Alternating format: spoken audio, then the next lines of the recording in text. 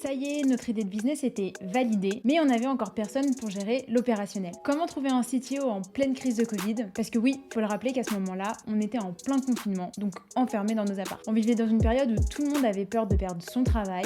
C'était un moment tellement incertain. Pourtant, on s'est dit que c'était le bon moment pour se lancer. Dans cette vidéo, je vais t'expliquer la grosse erreur qu'on a faite qui aurait pu nous coûter très cher. Mais tu découvriras aussi toute la stratégie qui nous a permis de trouver le CTO parfait alors qu'on était en plein confinement. Pour rappel, on avait enfin validé notre business model grâce à cette stratégie du fake it until you make it que je t'ai expliqué dans l'épisode précédent. Si tu l'as pas encore vu, je te mets le lien en description. Une fois que l'idée était validée, il fallait donc qu'on rende le projet vivant et qu'on passe sur la partie opérationnelle.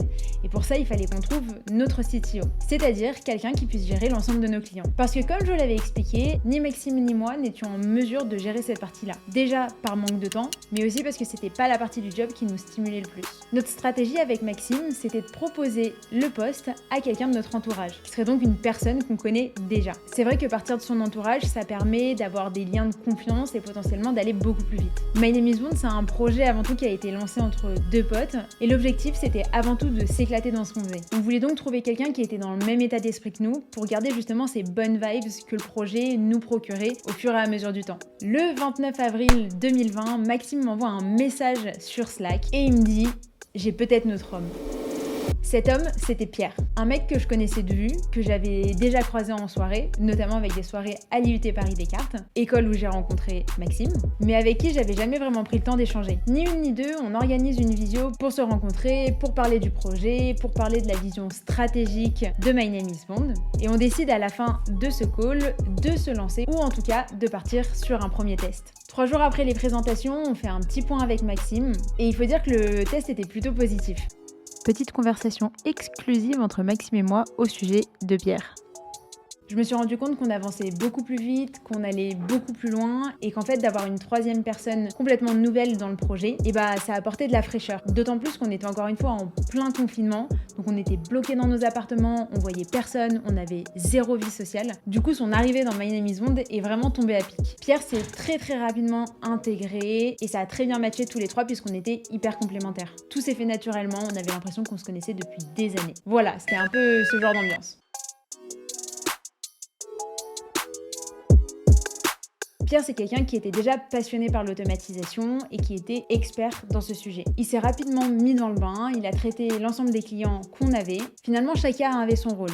Moi, je gérais la partie acquisition, c'est-à-dire trouver de nouveaux clients au quotidien. Pierre gérait la partie opérationnelle, donc gérer la production, gérer nos clients. Et Maxime gérait plutôt la partie stratégique de My Name is Bond, c'est-à-dire plus la vision de la boîte. Comment faire avancer la boîte, comment prendre des bonnes décisions, etc. Pourtant, ça n'a pas toujours été comme ça. Enfin, sur le papier, oui, mais dans l'opérationnel, pas vraiment. C'est vrai qu'au début, pour le lancement d'une boîte, l'objectif premier, c'est de vendre un maximum, de trouver des clients. Parce que en trouvant des clients, vous augmentez votre chiffre d'affaires et donc vous avez des revenus, vous pouvez davantage développer votre boîte. À ce moment-là, avec Pierre, on se formait énormément sur les processus de vente, comment aller chercher de nouveaux clients. Au final, on s'auto-formait et on échangeait nos connaissances, ce qui était super d'ailleurs. Pierre me formait sur l'automatisation, m'expliquait comment gérer des clients en production et moi je lui expliquais comment je trouvais les nouveaux clients, quel discours il fallait avoir, etc. Mais on a fait une grosse erreur qui était finalement d'avancer chacun dans son coin, c'est-à-dire de gérer individuellement nos clients. On allait chercher le client, on le gérait, on allait jusqu'à la vente, on gérait la production et on gérait aussi le service après-vente. C'était à chacun son client.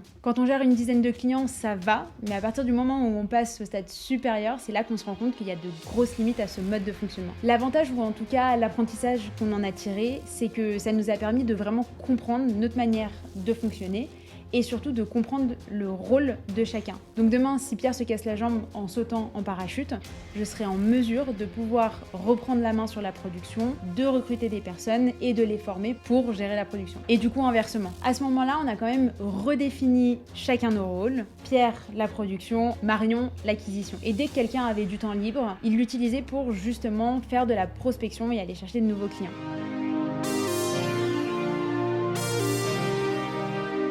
Ce qui est fou quand j'y repense, c'est qu'on a commencé à bosser alors qu'on se connaissait pas réellement, qu'on était dans une crise folle et qu'on s'était jamais vu. D'ailleurs, quand je dis qu'on s'est jamais vu, c'est que la première fois qu'on s'est vu, c'était à la fin du premier confinement et quelques jours plus tard, on partait à la campagne pour faire un team building. C'est vrai qu'on n'a jamais mis de distance entre le pro et le perso. On assume complètement le fait de s'associer entre potes. Je pense qu'aujourd'hui, c'est notre grande force. D'ailleurs, dites-moi en commentaire ce que vous en pensez, parce que je sais qu'il y a deux écoles là-dessus, des personnes qui sont absolument contre, qui vous diront que c'est la pire des choses à faire, qu'il faut absolument pas s'associer avec des amis, et d'autres qui, au contraire, pensent que c'est une force. Mais une chose est sûre, on s'amusait au quotidien, c'était un vrai défi, et surtout, on apprenait tous les jours. Aujourd'hui, ça fait plus de 2 ans que My Name is Bond existe, on a tous quitté nos boulots de l'époque, on enregistre un MRR de plus de 50 000 €, et on a plus de 350 clients actifs. Alors j'imagine que tu te demandes comment on a fait pour passer de ces 5 premiers clients à aujourd'hui plus de 350 clients. Comment on a fait pour signer plus de 1000 clients en l'espace de 2 ans. Bref, toutes ces réponses, tu les auras dans le prochain épisode. Alors oublie pas de t'abonner et surtout d'activer la petite cloche.